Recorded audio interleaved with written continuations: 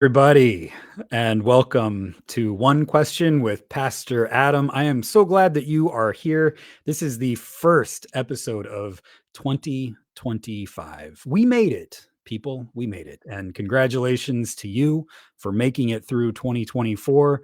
And so far, it's January 10th. And here we are together. Better than ever. Let's make it a good one, okay? So I'm telling you that because my dog Mac is right here laying down, and I hit the button to start the show, and Mac went grrr. So I don't know what's going on with Mac. He's just like protesting right at the beginning. He wants some attention. Anyway, he'll get some attention later. What am I talking about? I don't know. This is One Question with Pastor Adam, and I am pastor to believers and to doubters, to unfaithful Christians and to faithful atheists. Cliff is here. Good afternoon to you, Cliff. Good to see you as always, my friend. Today, we have a special episode with a special guest. Cliff, you are being so nice to Mac. Cliff says, "Hello, Mac." That's all Cliff. That's all Mac needs is just a little hello. And Matt got us off to a good start because today we're going to talk about Wicked.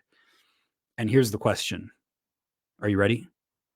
Are people born wicked? Is Mac born wicked? Or does he just have wickedness thrust upon him when I start the show? Oh, here we are. Riley, hello to you. So we are going to talk about Wicked today with one of my best friends in the entire world, Suzanne Ross. Riley's Mac, you're getting all the attention today. Everybody loves you, Max. So we're going to talk with Suzanne Ross today about her book, The Wicked Truth: When Good People Do Bad Things. That is quite a title. And we're going to talk about that in part because Suzanne's book is awesome. And also the ebook is coming out. So we're going to talk about Wicked. So I'm going to bring Suzanne up here in a second. If you have comments or questions about Wicked, put those in the chat section and we will bring you in. And I've said Mac's name so many times. He is over here wanting some attention. So there he is. Everybody said, "Oh, Mac, yeah." So if you're listening on the podcast, everybody just saw Mac, who's an adorable dog. I was going to say the cutest dog ever, but I'm not mimetic or competitive. So here we go. Melanie, hello to you. Princess, hello. And here comes Suzanne. Hi, Suzanne. Hi, Adam. Good to see you. Good to see you too. It's the first show of 2025. So I'm so glad to be able to share it with you. So thank you for being here. I didn't realize I was kicking off the year with you. So that's great. Here we go. Here we go. Friends, I have known Suzanne for what, 18 years, 20 years. It's been Yeah. it's been a long time, and Suzanne is one of my favorite people in the world, and so it's always great to be with Suzanne and talk about amazing topics like Wicked. And Suzanne wrote this book, as I mentioned earlier, The Wicked Truth: When Good People Do Bad Things. And Suzanne, I just want to kind of start off by asking you, what was it about Wicked when you saw the musical that just like had you so excited that you wanted to write a book about it? Yeah. Thanks. Thanks, Adam. I might begin to answer that question by telling you why I didn't want to see the musical. I went very reluctantly because I was a big fan of the 1939 musical movie with Judy Garland. I know you're familiar with that. I've seen that a few times. Yes. You've seen it a few times, and I know lots of people are familiar with it. When I was growing up, um, before the days when you could watch whatever you wanted on demand, um, the Wizard of Oz movie was shown, like, over the holidays. I think it was around Thanksgiving or something, and everybody just stopped and watched it, and the next day was just the topic of conversation, so everybody loved that movie, and I mean, for a lot of different reasons, and one of them is, it's kind of a comment that Glinda makes in the opening song of the musical when she says, "Isn't it nice to know that good will conquer evil?" Yeah. And that's kind of the theme of the movie, really. Everyone says it's about there's no place like home. I don't think that's really what the movie's about. It's about finding, um, what you think you don't have, Mm, and then finding you had it all along and looking at what you did to get what you already had. I mean, that's the tragedy of the movie, weirdly. Um, but I didn't see it that way when Wicked first the musical first came out. I loved the movie, and I didn't wanna have it spoiled. I didn't wanna hear the Wicked Witch's story, because the promo for the, Broadway show was, um, so much happened before Dorothy dropped in, and I was like, "I don't care. I mm, all I care about is that she defeated the Wicked Witch, and everyone is happy yeah. now." So, when I went to see the show, I needed something to take my parents to when they were visiting, quite honestly, and it was in Chicago. Uh-huh. And so we went to see it, and my husband Keith and I were there. I got really good seats, so we were right up close, And the opening words of the musical are the lyrics from the song "No One Mourns the Wicked," and the very first words are "Good news, she's dead." Now, Adam, you and I have walked a long journey together, and it has been a journey of exploring scripture and Uh-huh. trying to understand what is the good news after all that we're preaching. And when I heard that phrase, good news, she's dead, I was like, wait a minute. I could write a book about that, first of all, and I did. But there's much more in the musical than that. But good news, of course, the good news of the gospel is he lives. Mm. Right? Good news, he lives and he's not mad at us. So, um, All right, I gotta stop you there. yeah, Good news, he lives, and he's not mad at us. yeah. Can you flesh that out for us a little bit? That's the gospel according to, Matthew, Mark, and Luke, according to Jesus. Yeah, I mean, right? Because when Jesus comes back after the resurrection and has these resurrection appearances, what does he tell his disciples to do? He gives them a commission Mhm. to go out and preach the gospel, but when they do the gospel, what does it look like? Feeding the hungry, preaching good news to the people in prison, opening the doors, taking care of one another, and the gospel is one of forgiveness. They're Mm, given the power to forgive, mm, which is what Jesus brought to us. The resurrection reassures us um, that before we even know that we were on this weird, tragic journey to get things we already had, and we hurt people along the way because we felt justified, to even acknowledge that, we have to know we're in a safe place, yes. that we're already forgiven, that it's okay to admit that. No one's gonna punish you or condemn you to eternal damnation if you admit that, you killed a woman in her home because you thought you didn't know how to get home, but you Mm, really did. mm, mm, So how do you admit that if you yep, haven't you already know you're forgiven? So yeah, that's, I guess, what I'm referring to there. beautiful. Thank you for that, yeah. Kenton, hello, it's good to see you. Kenton says, "When I was 9, I was in the production of The Wizard of Oz. What role did I play?" Kenton, I'm gonna guess Oz? Oz the Great, because Kenton, you are great, but let me know if I got that one wrong. Jessica says, offers some advice. Maybe write a book. Good news, she's dead. Yeah, Uh, and then we can subvert the whole thing. But you do that in the book already, so yeah, uh, that's awesome. I mean, the whole setup is good news. yeah, Does Wicked? The question is, are people born wicked, or does wickedness get thrust upon you? And this, as you do in your book, relates to Jesus, who has wickedness thrust upon him. Mm, Jesus needs to become the scapegoat of the people, yeah. right? And they unite against him and kill him. Elphaba needs to, and the animals are the scapegoat of the people, and they unite against Elphaba and the animals. So there are a lot of connections here to the Christian story that are very interesting. Yeah, absolutely.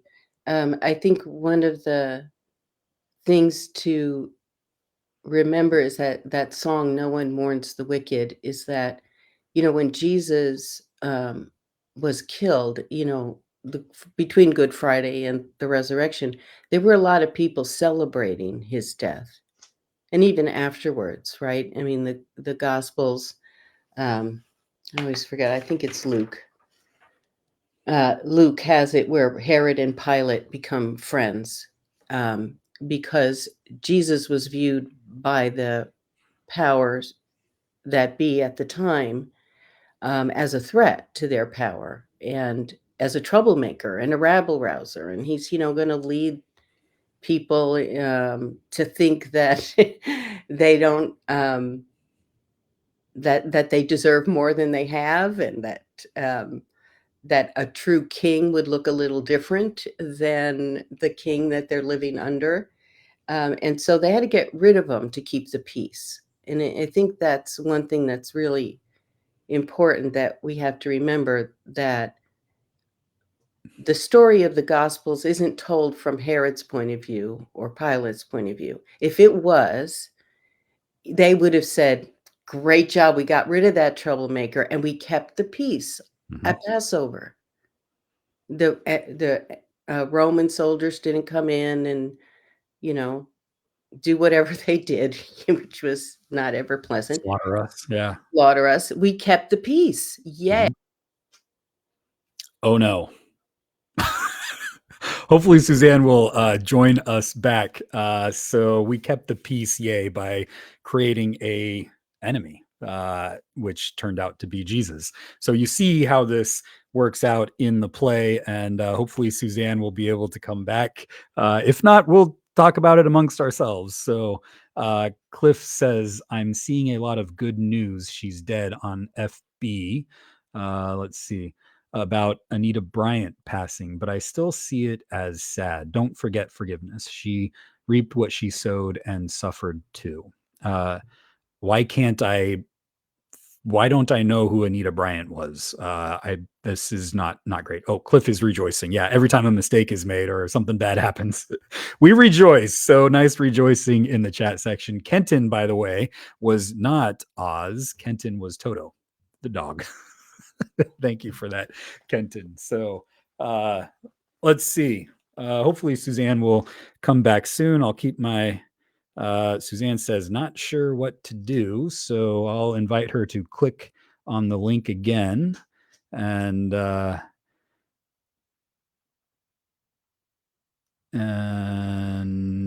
we'll see if she comes back. So let's see. I'm gonna ask you, if you're watching the live show, have you seen the movie? Have you seen the play, Wicked? Oh, here comes Suzanne.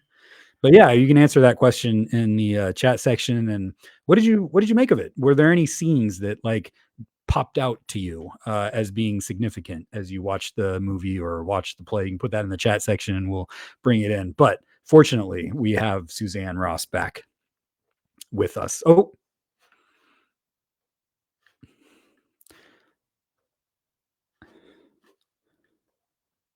let's see. Suzanne, we lost Suzanne again. So who knows what's happening? Okay, here we're gonna try it again. Question for Suzanne: how Girardian is the book? Can I share it with folks who don't get Girard? That's a great question. Okay, Suzanne, we're gonna try this one more time. Well, we'll try it many times, however many times we need to. So, welcome back, Suzanne. Thank you. having some technical difficulties. When we do online worship at the church, whenever there are technical difficulties, I invite people to type rejoice in the chat section. So we are rejoicing many times. So that's fun. That's great. Angela says the most exciting live stream. So Okay, good. Yeah, because we for are me too. rejoicing, Yeah. So Suzanne, Yeah. we left off somewhere. Um, any, I can't remember. This is What how it were goes. we saying? I don't know. All right. Well, let's get into Kenton's question. Sure. Kenton, thank you for this. Kenton asks, how Girardian is the book? Yeah. And can I share it with folks who don't get Girard? This is a great question, Kenton. This season, we're trying to dive into mimetic theory a little deeper. And so Suzanne's book I, is very Girardian. But Suzanne, I'll let you go ahead and Yeah. answer the question, of course. Yeah, thanks, Kenton. I actually wrote it with the idea that it would be an introduction to mimetic theory for folks who hadn't yet been exposed to it. And I thought using the story of the musical Wicked would be a nice, easy way to be illustrating the ideas as I went along. So I talk a lot about myth and mythological and sacrificial stories and how those get um, unwound basically by hearing the voice of the wicked, by Mm. listening and learning how to mourn every death, even the death of a wicked witch. So it is intended as an intro to mimetic theory. So I do hope it works that way. Yeah, good. Cliff is bringing up a modern example, and I didn't know this person's name. Cliff says, I'm seeing a lot of good news. She's dead on Facebook about Anita Bryant passing, but I still see it as sad. Don't forget forgiveness. She reaped what she sowed and suffered. I wasn't sure who Anita Bryant was, Okay. but Cliff, Suzanne, you know who Anita Bryant was. She led a personal campaign against gay rights in the 70s and got protections repealed in Florida for a time. So I don't know if you have any thoughts. I saw your head nodding, Suzanne, as I brought up Anita Bryant's name. So I don't know if you have any thoughts about it or. Yeah, that's an interesting mm, contemporary modern example of how we do tend to celebrate um, when we think people who are wrong or hurtful to others get what they deserve. She died of cancer, I think. I don't know, but she was.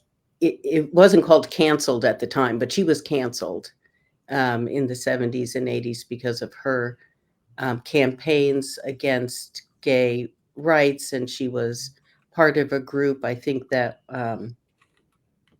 was supporting that conversion therapy stuff. And so it does make you grimace. It wasn't pleasant. But what's really hard about being a Christian is that we can't even celebrate um, not just Anita Bryant's death, but her life. We cannot say, well, good, she got canceled. She deserved it. We always are called to find a way to hold even our enemies in a place of love, meaning that our prayers are for them to find whatever it is that will bring them joy and love and a fulfilled life. We don't we don't pray for them to come to harm. That's just not what Jesus taught us to do. So it's a good example, and it can be very hard, especially in the times we live in where everyone is supposed to be taking sides, and you have to signal your righteousness by which side you're on and who you're against and who you're you know hoping um, gets what they deserve. So it's a tough time to be a Christian, I have to say. Yeah. Yeah, it's hard. It's hard. Thank you for speaking that truth. I did put a link to The Wicked Truth in the chat section. It's there on Mhm. Amazon, so hopefully you'll be able to see that link there. So Angela says, where we left off, getting rid of the troublemaker in time for Oh, Passover. right. Oh, thank you, and that's Angela. Thank you, Angela. Someone's paying attention and didn't panic when the screen went Right. down. Yes. I lost my whole train of thought. But yes, we were talking about the fact that if the Gospels was according to Herod or to Pilate, it would be a very different story. It would be a celebratory story that Jesus died. And what's weird about the way we tend to teach and preach about Jesus' death is sometimes we do talk about it as triumphant, um, that Jesus' death was necessary, that God wanted it, and so it was a victory. And in a way, it is a victory over death. But one of the things that tangled me up when I was younger about the that way of talking about it was that if Jesus was supposed to die and God needed him to die, then isn't Judas like the hero of the story? Like, why is Judas the bad guy? He just did what needed doing. Someone had to make sure Jesus was killed, and Judas did it. Now, that tangled me up, as a young person and a teenager, and I didn't know what to do with Judas, and I Mm, didn't know what to do with this necessity of the death, and whether it was something I should grieve.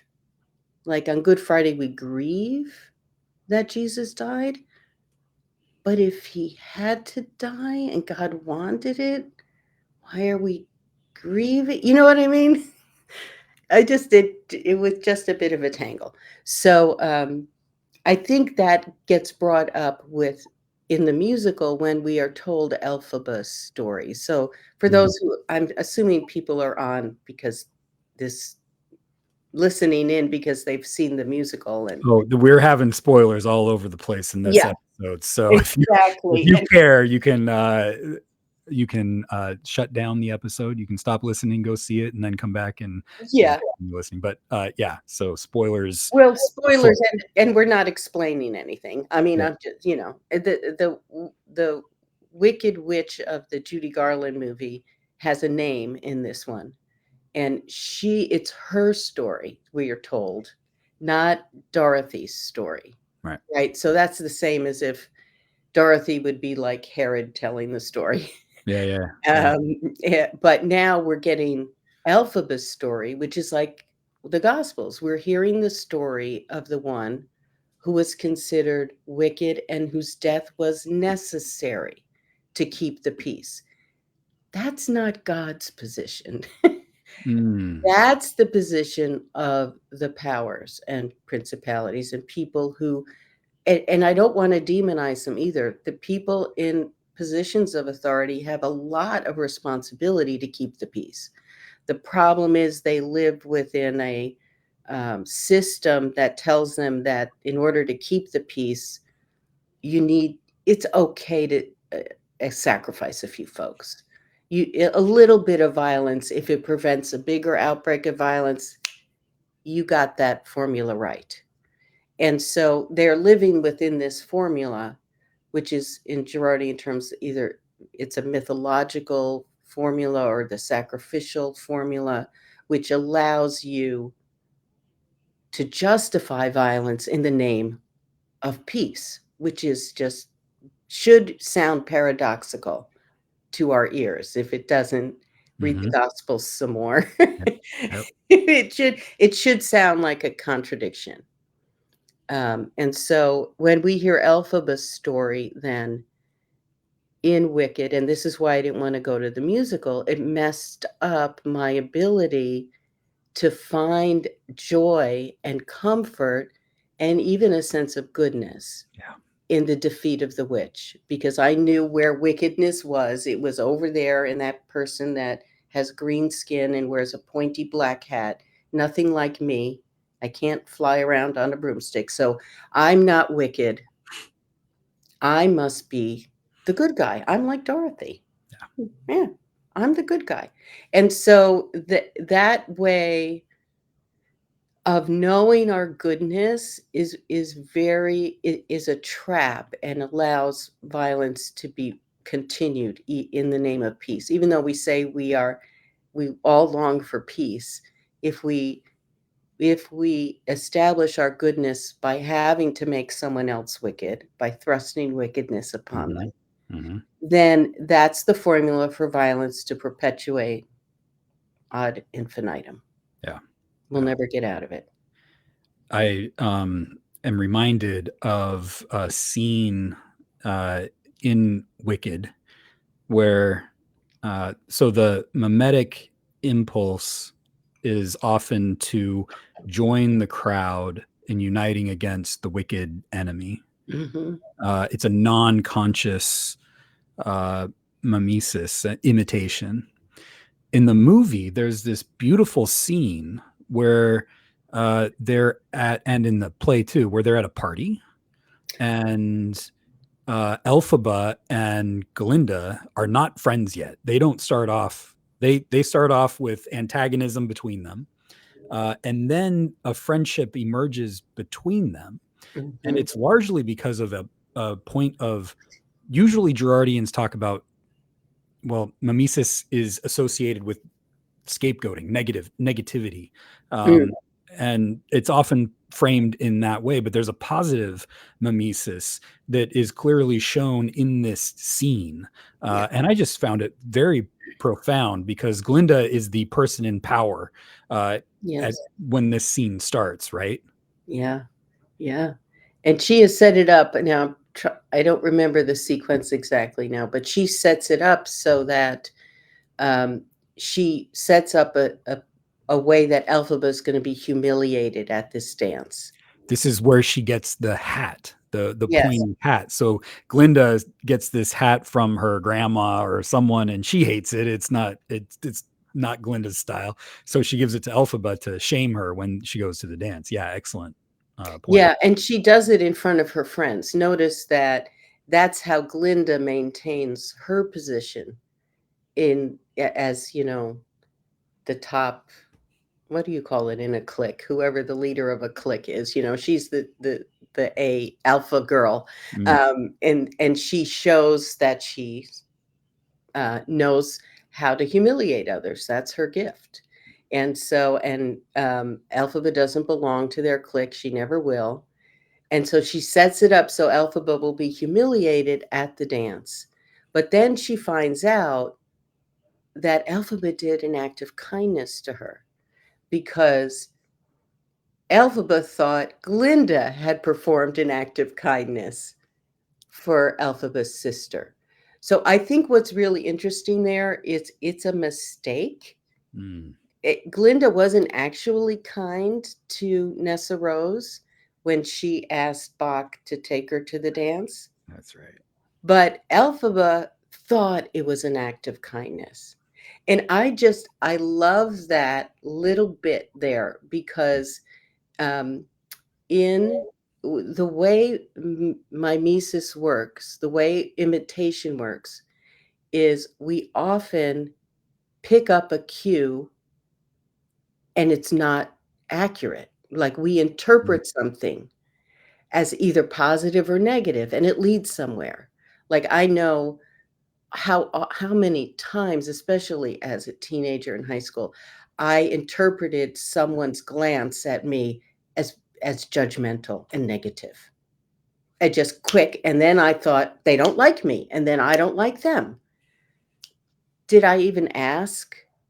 Were they even looking at me? Was it somewhere else? So we don't realize how quick and fast and unconscious these, interactions are.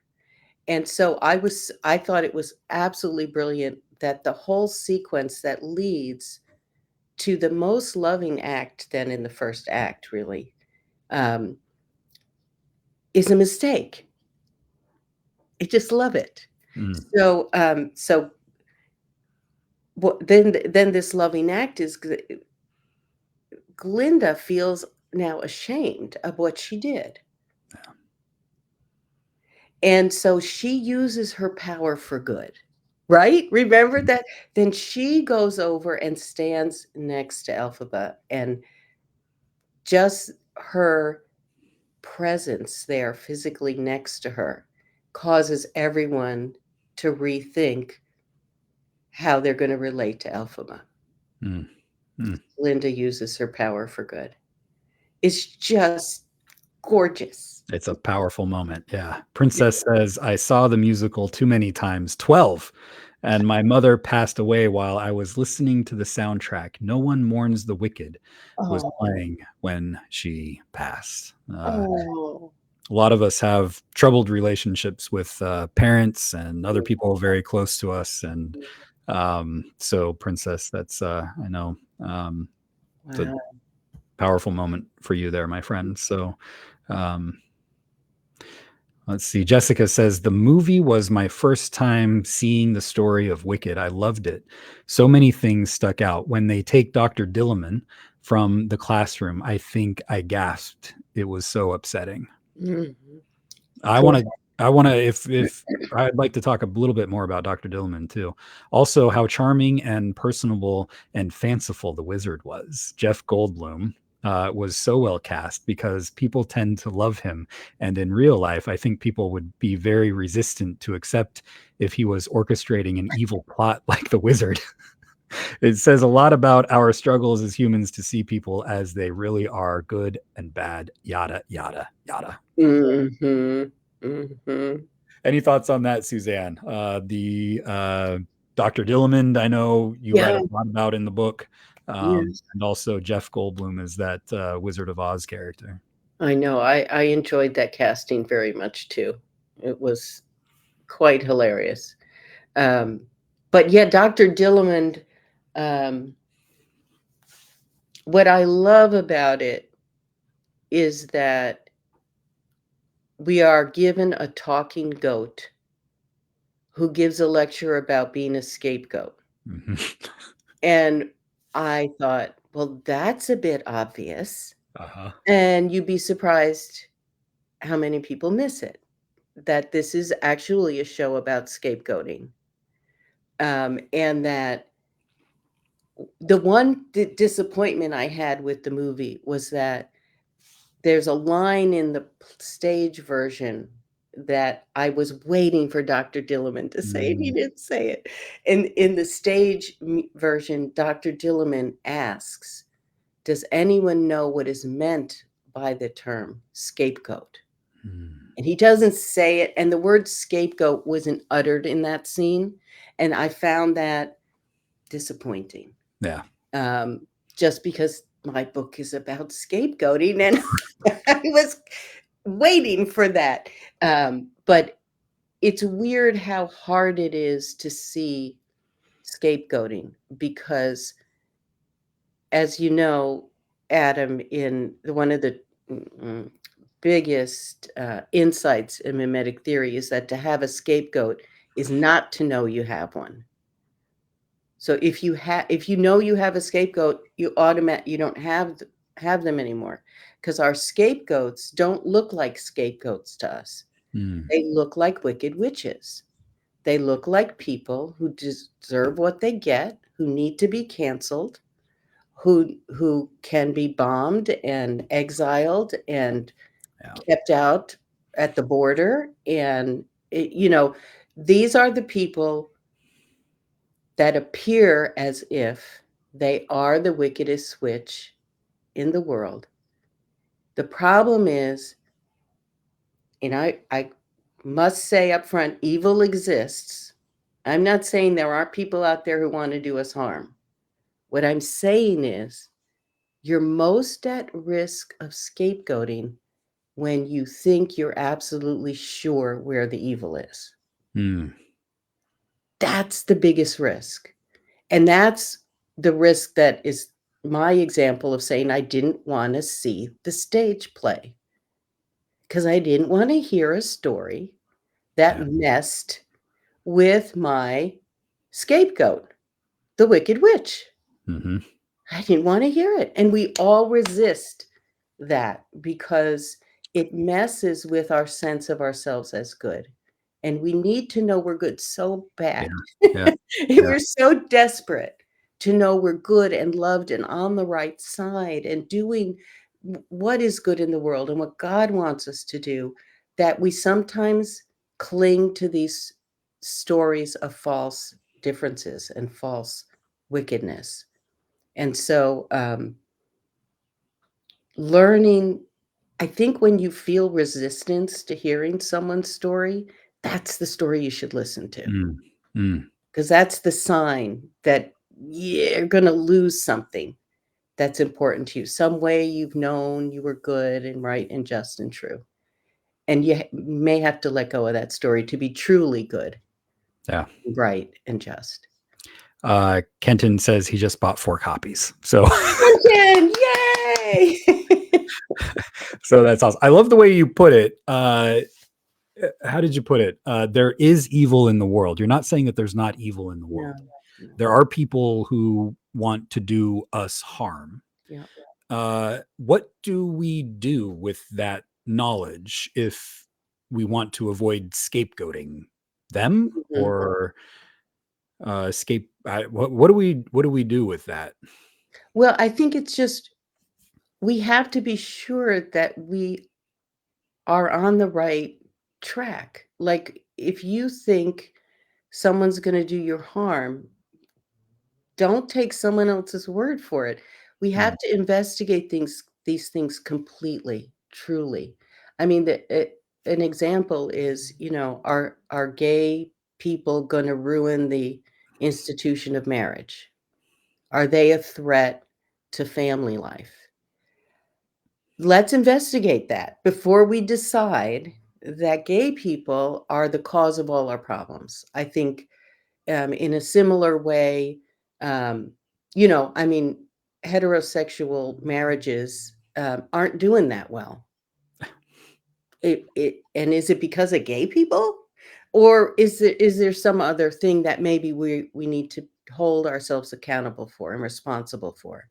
I mean, it's very similar to me with the whole, um, conflict, or I don't know. It's a just a round of, trying to make sense of, um, oh, what is it called now? The, that kind of Christianity that everyone's Christian nationalism? Christian Okay, nationalism. there we go. Yeah, yeah, yeah. So Christian nationalism. Oh my God, it's the reason Christianity is failing and falling apart and whatever, and God and nation conflated, blah, blah, blah. Okay, maybe that's not a great idea. But I realized that I went to church for a long time with an American flag up there on the altar. I was It was in the '50s that they added "One Nation Under God" to Mhm, the Pledge of Allegiance. That wasn't about Christian nationalists didn't do that. I mean, so you just have to start to ask questions. mhm. Don't take these narratives, especially blanket narratives like that. Like, Yes. "I know the cause of the problem, it's over there, and I have nothing to do with it." It's all the talking animals. They're the cause of all of our problems, right? Yes, and Yeah. as soon as you begin to let yourself off the hook and you have no responsibility, you can be pretty sure that maybe the source of that you have not pinpointed a source of evil. Yeah, it's I keep trying to remind myself, I think it was Naomi Klein who wrote a book that, put this so succinctly before me, which was, don't get caught up in what you are against. If it's Mhm. Christian nationalism or whatever, there is a prophetic critique from inside Christianity that I think is important to make towards Christian nationalism. But don't get caught up in that because it will distract you from what you are for, right? Yes. Which is which is living the gospel. So you can get so caught up. This is where mimetic theory is so helpful. Whereas Elphaba and Glinda become friends and close Mm, through mimesis, right? mhm. Uh, they begin to like the popular, right? Yeah. Uh, right. She wants to teach, Glinda wants to teach Elphaba how to become popular. Elphaba doesn't go for it for very long, but they become like, begin to look like each other a little bit there, right? And the same thing can happen in a positive way, whereas that's a positive way. Same thing can happen in a negative way, Yeah. where if you give too much attention to Christian nationalism, Mhm. you may start using at least their methods Yeah. in order to attack them. So if Christian nationalism is all about trying to gain power for themselves to wield against others, when you're against that, there's a danger in trying to gain all this power for Mhm. ourselves to wield against them. Yes. Right. So there's like, that's where Gerard talks about the enemy twins. Yes. Yeah, and the way the movie ends is the end of the first act, which is Elphaba becoming the twin of the wizard.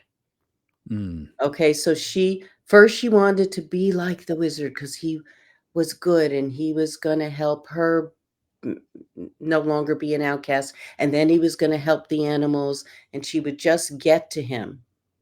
He would be the savior, the hero. yeah. And it turns out he was the cause of the problem with the animals. He's the one. And she gets so disillusioned and brokenhearted Mm, that instead of now she decides she is going to bring the wizard down, right? yes. And so they end up in a very bitter rivalry, a power struggle of who's going to defeat the other. And she becomes the twin of the wizard. When she says, I'm going to defy gravity, Mm, it means she's no longer going to be constrained in what she can do to bring down the wizard. Now, her ends are noble. She yeah. wants to help the animals. Good. Good. The wizard, his ends aren't noble, we can say, Yeah. right? However, Alphaba, as you're pointing out, is using the same methods as the wizard. And if you use violence, it you become a violent person. And how can you that's why the subtitle of my book is When Good People Do Bad Things. Yes. I don't think Alphaba suddenly becomes a bad person when she decides she's gonna, get the wizard and do whatever it takes. Um, but she has taken up the methods of wickedness. That's Mm, yeah. yeah. Yeah. Jessica says Glinda ends up taking on Elphaba's style too. If you look at the dress she's wearing when she goes with Elphaba to Oz. Oh, that's interesting. Yeah. Yeah. Good pickup there, Jessica. Good, good. Cliff says I'm gonna have to break down and see the movie, see the show. So, all right, Cliff, here we go. And Yeah, really, if the stage show is in your town, I think it's still touring. Uh, yeah, Definitely see it. yeah. It's worth it. I'm as you're talking about Elphaba, a great modern example that I am seeing in this is I've talked about him frequently on the show, especially lately. This is going to be my year of Dietrich Bonhoeffer as Mm, well. mm, I said that when Trump first became president. I'm going to get into Bonhoeffer, and now I have my second chance because I didn't do it the first time. So Bonhoeffer takes this evil upon himself. He knows yeah. what he is doing when Bonhoeffer is one of the most of the pastors in Nazi Germany end up supporting the Nazis uh, Mhm, and uniting and scapegoating against the Jews and other minority groups. mm, Bonhoeffer doesn't get caught up in that and tries to be nonviolent all the way through until he realizes I got to take this sin upon myself and try to assassinate Hitler.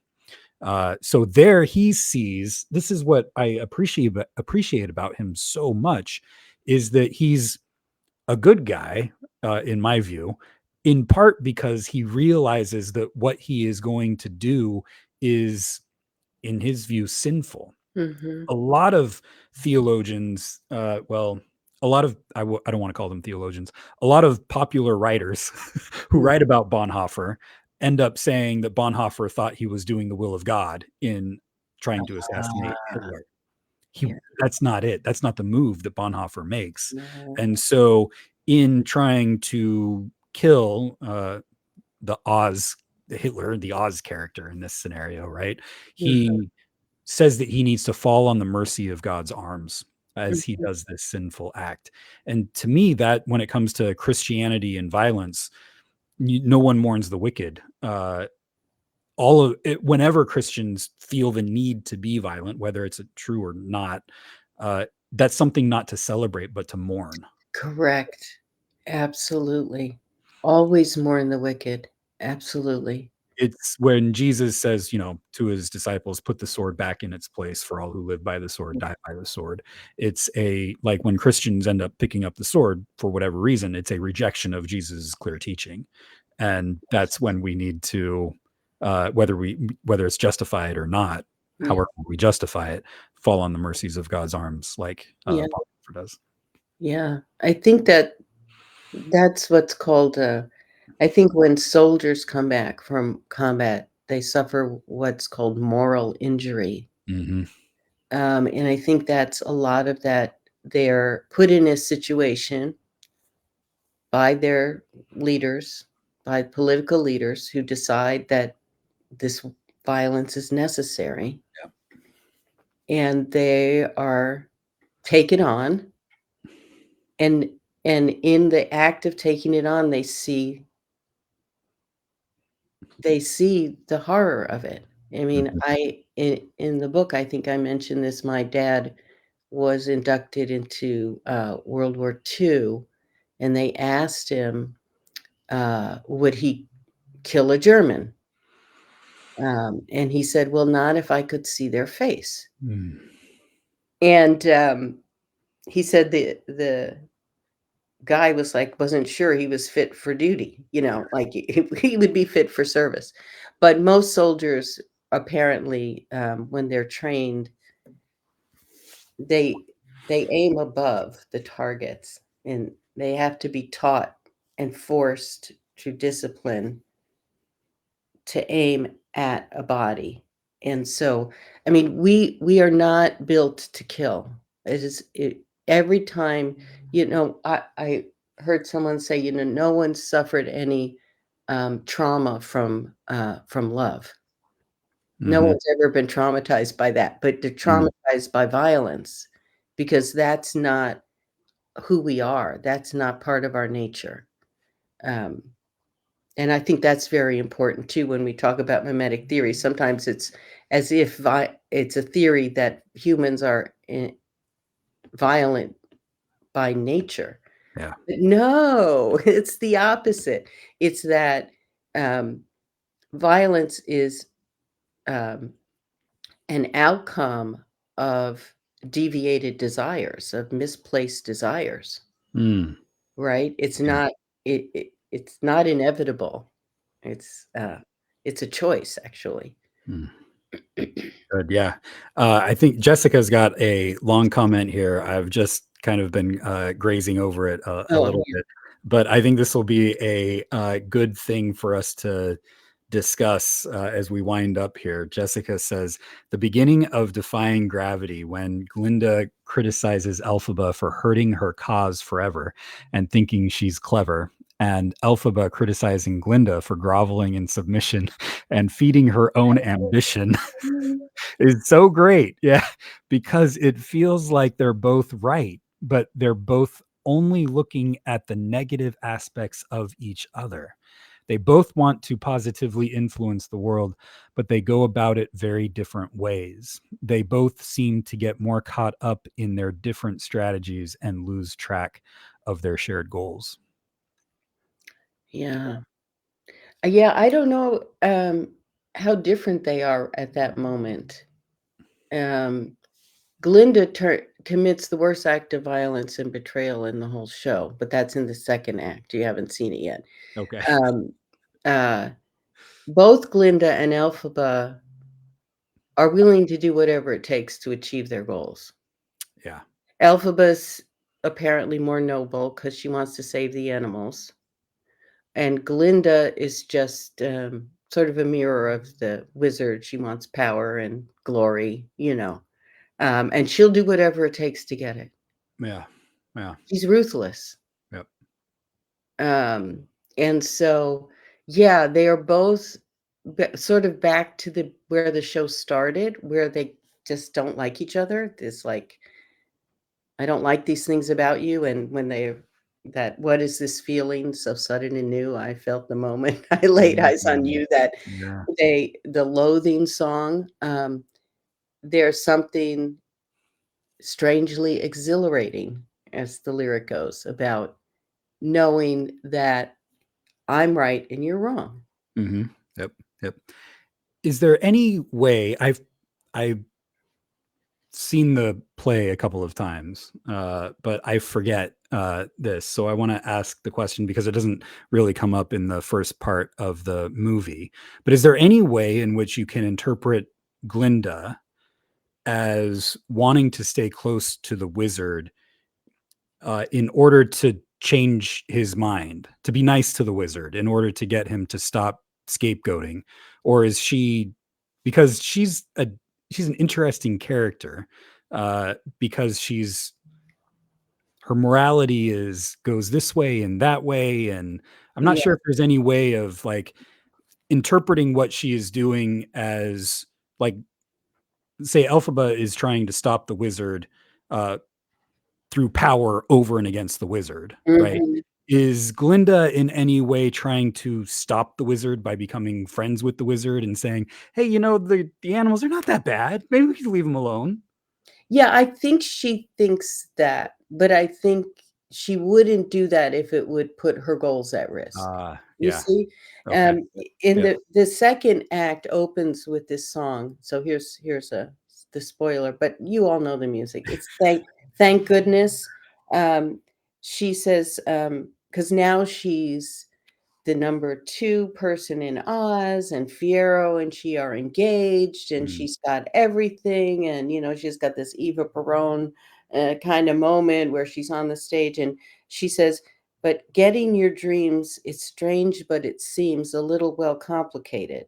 mm, There's kind of a sort of cost. There's a couple of things get lost.